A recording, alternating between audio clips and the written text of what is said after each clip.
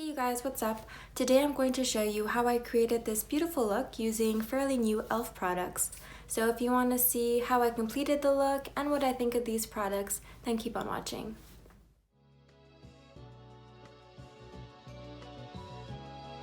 Alright, so let's start off this look with the matte putty primer.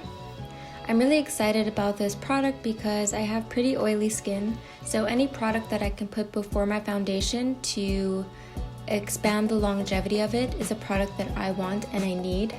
So the texture is very soft and it seemed to fill in my pores quite nicely. Next, I'm going to be applying the Hydrating Camo Concealer in all of the areas that I wish to brighten and to conceal. I got the second lightest shade, which is Fair Beige, but I think I could have gone with the lightest shade. This color pulls a bit yellow, whereas I like to go for more of a salmon pink color to really conceal any darkness under the eyes and brighten the complexion. I also watched a few videos and people noticed a discrepancy in colors between the two formulas, so the original concealer and the hydrating concealer. I can't attest to that because I've never tried the original formula. I'm also going to apply this on the eyelids to prime. Overall, it seems like a very lightweight formula and it's giving me a lot of coverage. Okay, so I just want to quickly apply some of my Dr. Jart Detox BB Cream to the rest of my face with a wet beauty sponge just to get a nice even skin tone throughout. Next, I'm going to set my face with the Halo Glow Setting Powder.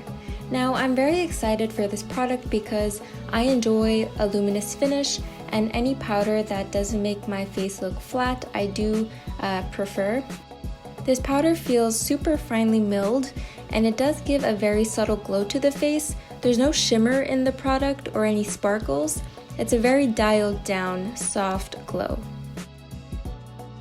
Okay, so next for the eyes, I'm going to keep it really simple and I'm going to try out the new glitter for the eyes. So the shade that I got is Flirty Birdy, which is kind of a bronzy pink shade. So upon applying to my lid, I noticed that the sparkles are pretty intense and the formula itself is quite thick and a little bit chunky. One layer is sufficient, but I did want to build up the product to get the maximum pigment that I could. So now I'm just going in with some Maybelline Fit Me in a deeper shade just to contour the perimeters of my face. I applied my Milani Baked Blush over the top of it just for some color on the face. So I was most excited to try this highlight palette. It stood out to me from videos that I watched, and also the price is so affordable and you get 6 shades in here. So you get 3 metallic shades, 2 shimmer shades, and 1 glitter shade. The formula to me is very impressive. It's very blinding and it reminds me texture-wise of their single baked highlights. It's definitely a product that you can layer and build up, or you can add it more subtly with a brush or really target points of your face with the product if you don't want an intense highlight.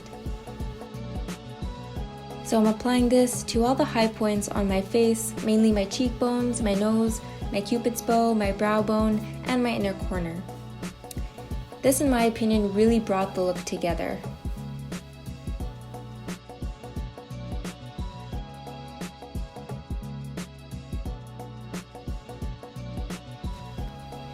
Just going to throw on a quick pair of lashes. Okay, so I got the Plumping lip gloss in the shade Pink Cosmo.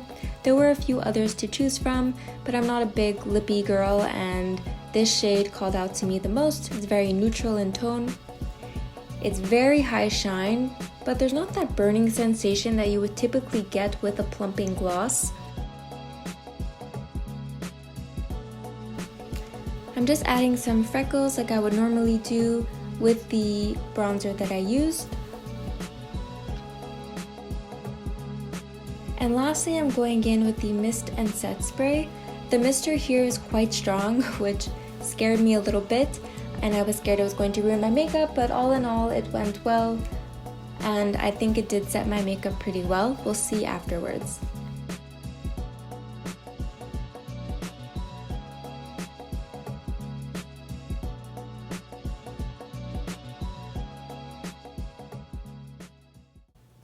Okay, you guys, well, all in all, I think the e.l.f. products look beautiful on the skin.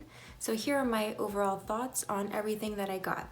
So I've never tried the original formula for the Camo concealer. So it did give me good coverage, but I do still see a lot of dryness under my eye. I'm not sure if that's because I layered it, maybe. But it's still a good concealer overall. So the next thing was the eye glitter. So the eye glitter actually layered up quite beautifully, which I'm really surprised about. The texture was a little bit chunkier compared to the Stila Magnificent Metals, which is the kind of higher priced, more luxury item, and one that's more sought after. I mean, it's comparable in tone, but in texture and performance-wise, I wouldn't say so. It looks quite beautiful. It has a great reflect on the eye. Okay, so I'm actually quite excited about the Halo Glow setting powder. I really love powders that give you more of a luminous finish and don't make the face matte, which the Maybelline Fit Me, for example, does that. It makes your face very flat. But powders like Bare Minerals Mineral Veil, that's one of my tried and trues. I really love that powder, super finely milled and gives a beautiful sheen to the skin and doesn't make you look flat in any way. So the e.l.f. powder didn't remind me of the Bare Minerals one, but it was quite finely milled. Doesn't feel cakey or heavy at all on the face, and it gave me a sheen, which I adore. I really like the powder. I'm going to be reaching for it and try and get more, and I'll let you guys know how it goes. So the item that I was most excited about and that performed the best, honestly, was the highlight. And the quality of the pigments in that palette were superior. They were really good. I honestly would say that's one of the best highlight palettes from the drugstore I've ever tried. They have shimmer shades, metallic shades, and they also have this one shade which is a Diamond Dazzle. Wait, let me just read it. No, it's a glitter shade. And honestly, what it reminds me of is my Natasha Denona palette. I know, it really does, because in that palette they have this glitter shade that you can layer on top of your highlight, which I did that with the e.l.f. glitter, and it just gives it more of that like sweaty, wet looking glow that you see like in the movies and in professional pictures. So high performance. I really love the product. What else did I try? The setting spray, I was not crazy about it. The mister was very aggressive, and I had done it right after finishing my eyes, so I was really scared that it was gonna smudge all of my makeup.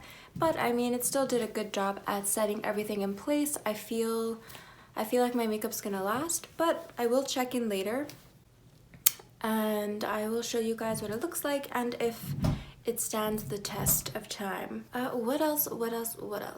Oh, the Plumping lip gloss. So this doesn't tingle at all. It does slightly, but only after about 5 to 10 minutes of wear on the lips.